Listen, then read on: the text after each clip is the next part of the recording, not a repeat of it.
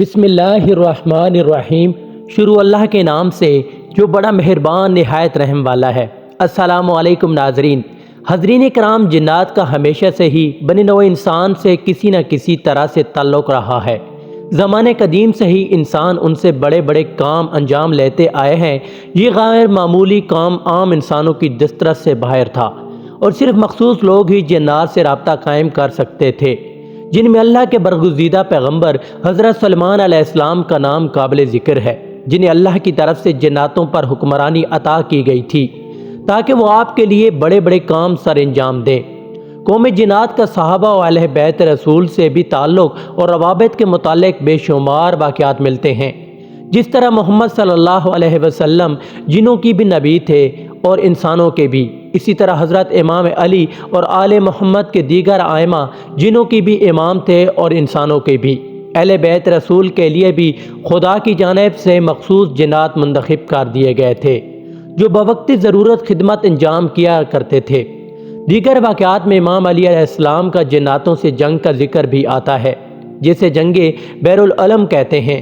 اسی طرح میدان کربلا میں امام حسین علیہ السلام کی حمایت کے لیے جنات کا ظاہر ہونا بھی کتابوں میں درج ہے۔ حضرت امام جعفر صادق علیہ السلام بھی اپنے آباء و اجداد کی طرح جن و انس کے حاکم اعلیٰ تھے اور حسب ضرورت انہیں خدمت انجام دینے کا حکم دیا کرتے تھے۔ لہٰذا مفضل بن عمرو کی روایت ہے، دو عقیدت مندوں کے ذریعے آپ کی خدمت میں کچھ اموال بھیجے گئے۔ وہ لوگ پوری حفاظت سے ان اموال کو لے کر روانہ ہوئے، یہاں تک کہ تہران پہنچے تو ایک اور مومن نے امام علیہ السلام تک پہنچانے کے لیے ایک تھیلی ان لوگوں کی سپرد کی جس میں 2000 درہم تھے۔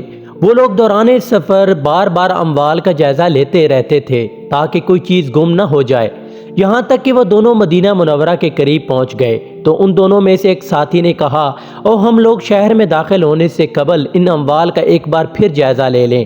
لہذا ان دونوں نے تمام اموال کا جائزہ لیا تو ہر چیز اپنی جگہ محفوظ تھی سوائے اس تھیلی کے جو تہران کے اس مومن نے ان کے سپرد کی تھی۔ ان دونوں میں سے ایک نے پریشانی کے عالم میں اپنے ساتھی سے کہا، اللہ تعالیٰ ہی ہماری مدد کرے گا، اب ہم امام کے سامنے کیا عذر بیان کریں گے؟ دوسرے نے جواب دیا، اطمینان رکھو، وہ نہایت ہی کریم النفس ہے، ہم سے عتاب نہیں کریں گے، بلکہ مجھے تو امید ہے جو کچھ ہم ان کے سامنے بیان کرنے والے ہیں اس سے پورے واقعے کا انہیں خود ہی علم ہوگا۔ پھر وہ دونوں شہر میں داخل ہوئے اور امام کی خدمت اقدس میں حاضر ہو کر لوگوں کے بھیجے ہوئے اموال کو آپ علیہ السلام کی خدمت میں پیش کیا۔ امام نے ان لوگوں سے پوچھا کہ تہران میں جو تھیلی تم لوگوں کی سپرد کی گئی تھی وہ کہاں ہے؟ یہ سن کر ان لوگوں نے پورا واقعہ بیان کر دیا۔ امام علیہ السلام نے فرمایا کہ وہ تھیلی اگر تم لوگ دیکھو گے تو کیا پہچان لو گے؟ انہوں نے کہا، جی ہاں۔ یہ سن کر امام نے گھر کی خدمت گار کو آواز دی کہ فلاں تھیلی لے آؤ۔ جب خدمت گار تھیلی لے کر آیا تو امام علیہ السلام نے ان لوگوں کو دیکھا اور پوچھا، تم دونوں اس تھیلی کو پہچان سکتے ہو؟ وہ دونوں کہنے لگے، بے شک یہ وہی تھیلی ہے۔ اس کے بعد امام علیہ السلام نے فرمایا کہ مجھے گزشتہ شب کچھ ضرورت پیش آئی تو میں نے اپنے پیروکاروں میں سے ایک جن کو روانہ کیا جس نے اس تھیلی کو میرے پاس لایا، کیونکہ وہ تھیلی تہران کے اس مومن نے امام علیہ السلام ہی کے لیے بھیجی تھی جسے وہ دونوں اپنے ساتھ لے کر امام کے پاس جا رہے تھے۔ اور چونکہ اس زمانے میں سفر کی رفتار بہت سست تھی، یہ عین ممکن ہے کہ امام کی خدمت میں کوئی ایسا حاجت مند آیا ہو جس کی ضرورت فوراً پوری کرنی ہو اور اس میں تاخیر مناسب نہ ہو، اس لیے امام جعفر علیہ السلام نے اپنے فرما بردار جن کو حکم دیا کہ وہ مال جلد از جلد لے کر آ جائے تاکہ اس حاجت مند کی حاجت پوری کر دی جائے۔